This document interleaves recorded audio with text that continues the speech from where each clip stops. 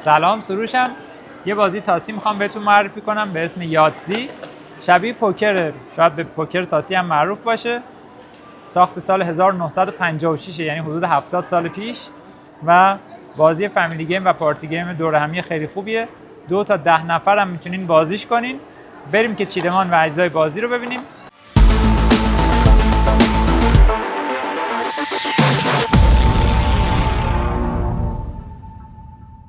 خب اجزا و چیدمان رو ببینیم. چیدمان خاصی نداره. یک دفترچه هست که آیتم های روش رو کامل براتون توضیح میدم. یک لیوان تاسریز، 5 تا تاس استاندارد 6 وجهی، یک ظرف برای تاس ریختن که میتونه باشه میتونه نباشه، و این هم استندی که میتونین تاس هاتون رو توش قرار بدین. هیچ کدوم از اینها هم که نبود، با 5 تا تاس و داشتن این جدول میتونین این بازی رو انجام بدین و ازش لذت ببرید. روال بازی به این صورته که هر بازیکنی توی نوبتش این 5 تا تاس رو برمی‌داره و رول میکنه. وقتی تاس میریزه میتونه از بین این تاس ها یکی، 2 تا یا هر چند تاشو که دوست داره جدا کنه و روی اینجا قرار بده، و هدف اینه که بتونه این آیتم هایی که توی این جدول هست رو به دست بیاره و ازشون امتیاز بگیره. همین الان با یه حرکت من مثلا تونستم یک امتیاز خیلی خوب بگیرم. تاس هام استریت هستن، 1 2 3 4 5، بهش میگن لارج استریت. 40 امتیازم داره، یعنی با یه حرکت من 40 امتیاز رو گرفتم.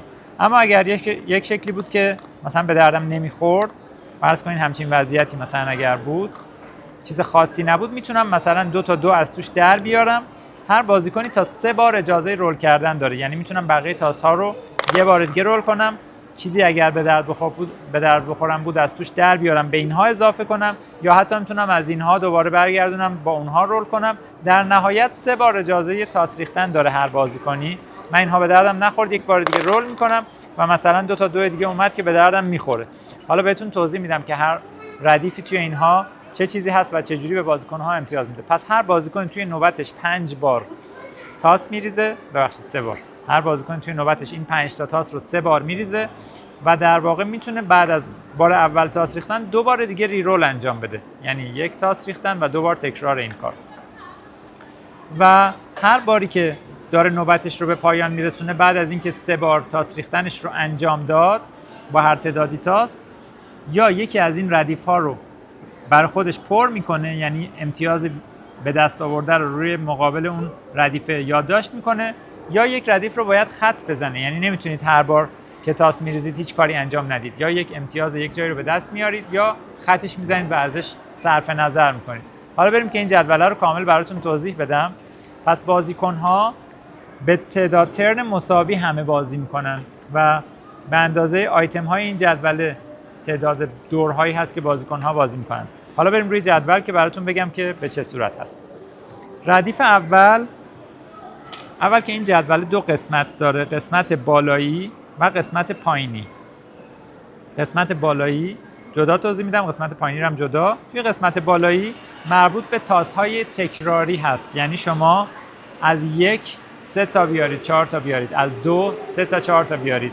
به همین ترتیب از 1 تا 6 باید شما حداقل 3 بار ازش بیارید، یعنی 3 تا 1 به اضافه 3 تا 2 به اضافه 3 تا 3، جمعش تا 3 تا 6 میشه برای شما 63. اگر بتونید مجموع عددهای تاس‌های تکراری بالاتون رو به 63 برسونید، یک بونس براتون در نظر گرفته که 35 امتیاز هست تو این جدوله براتون نوشته. اگر به 63 برسه به اضافه 35 میشه و در نهایت امتیاز آپر توتال، یعنی امتیاز جمع امتیازهای بالاتون رو اینجا برای خودتون یادداشت میکنید.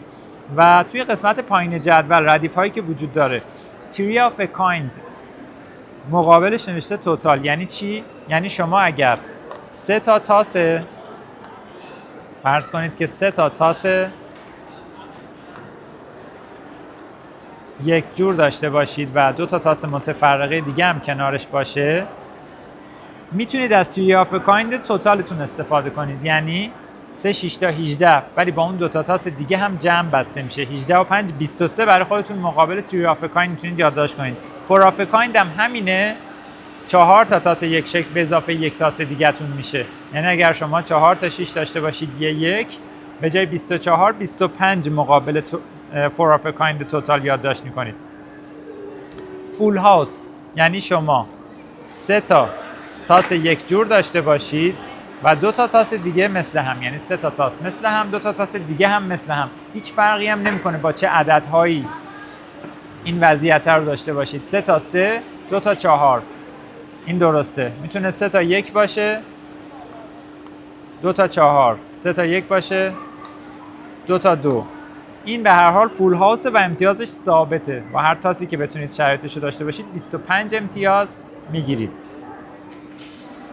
اسمال استریت و لارج استریت. اسمال استریت یعنی 4 تا تاس سری پشت سر هم، 1 2 3 4 میشه، 2 3 4 5 میشه، 3 4 5 6 هم میشه. اینا همشون اسمال استریتن و 30 امتیاز دارن. ردیف بعدی لارج استریت، یعنی هر 5 تا تاستون سری باشه، 2 3 4 5 6 یا 1 2 3 4 5. اینم میشه لارج استریت. برای حالت 40 امتیازی هم هست، 1 2 3 4 5 اگر 5 تا تاس پشت سر هم باشه. و یاتزی، اسم بازی یاتزیه. اگر شما بتونید 5 تا تاس عین هم بیارید، یاتزی هست و 50 امتیاز داره.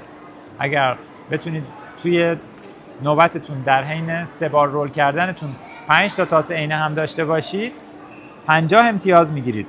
بعد از یاتزی ردیف چانس توتال رو دارید میبینید که اگر یک نوبتی هیچ تاس به درد بخوری نیاوردید، یعنی دوست نداشتید یک ردیفتون رو با اون عددا پر کنید یا هیچ عددی نبود که به درد هیچ ردیفی بخوره، از چانس توتال استفاده میکنید. یعنی مجموع همه تاس ها رو یک بار فقط در جریان بازی میتونید ازش استفاده کنید. مجموع همه تاس هاتون رو اونجا یادداشت میکنید.